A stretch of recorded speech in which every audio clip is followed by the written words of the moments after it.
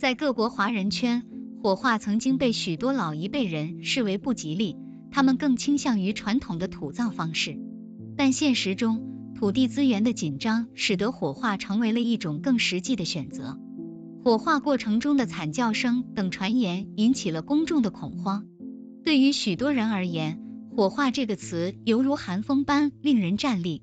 年迈的长辈们在生命的尾声时，常常会恳求他们的子女，千万不要让自己遭受火化之苦。在他们的传统观念里，一个人的生命就像落叶一样，终将归回大地的怀抱，因此土葬被视为死者最终的安息之地。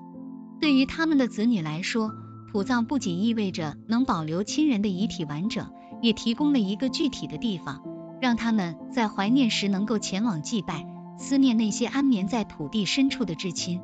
然而，火葬的过程则被想象成一种更为激烈的离别。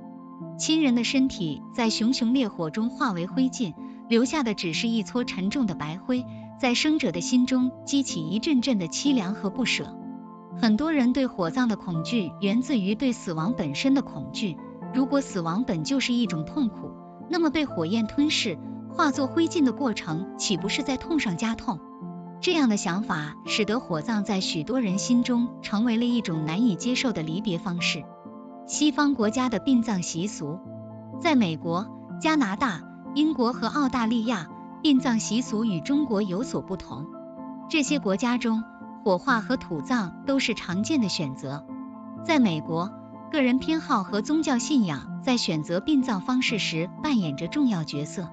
加拿大和澳大利亚则趋向于更个性化和环保的殡葬方式，例如生态葬。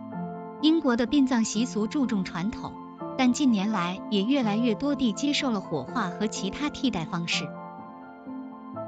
海葬和树葬作为殡葬的替代方式，在全球范围内获得了越来越多的认可。海葬即将骨灰撒入海中，不仅节约土地资源，还象征着回归自然。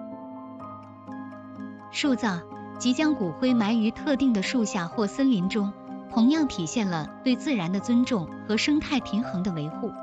这些方法逐渐成为了那些寻求更环保、与自然和谐相处的人们的选择。你好，我是安琪博士，以上信息来自网络搜索，不代表本人观点，如有误差请谅解。我的频道聚焦从宇宙的宏观而非微观的任何宗教、种族、文化或价值体系等人为的思维定式角度，协助不想被无形宿命掌控的个体探索如何能跳出思维局限，为自己的永生永世的福祉来规划当下的人生，避开人生的苦难，超越生死，掌控转世轮回。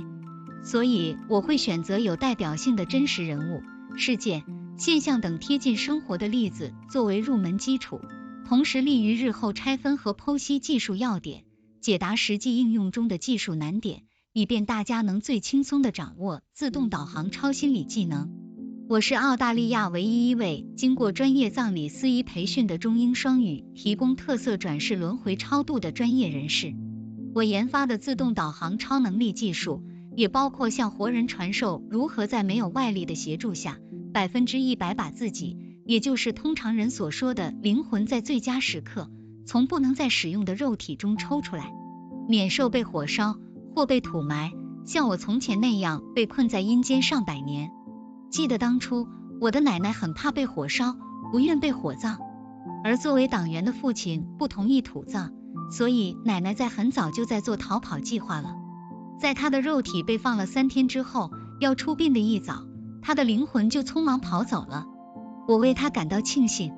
要不然她可能也会安静地待在棺材里，最后被困住了，久久不能投人胎了。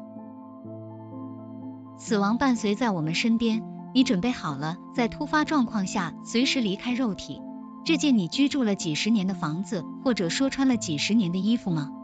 你是否会意想不到的惊恐而无所适从呢？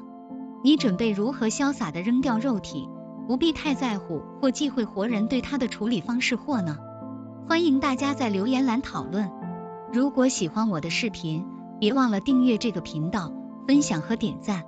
不喜勿喷，非常感谢。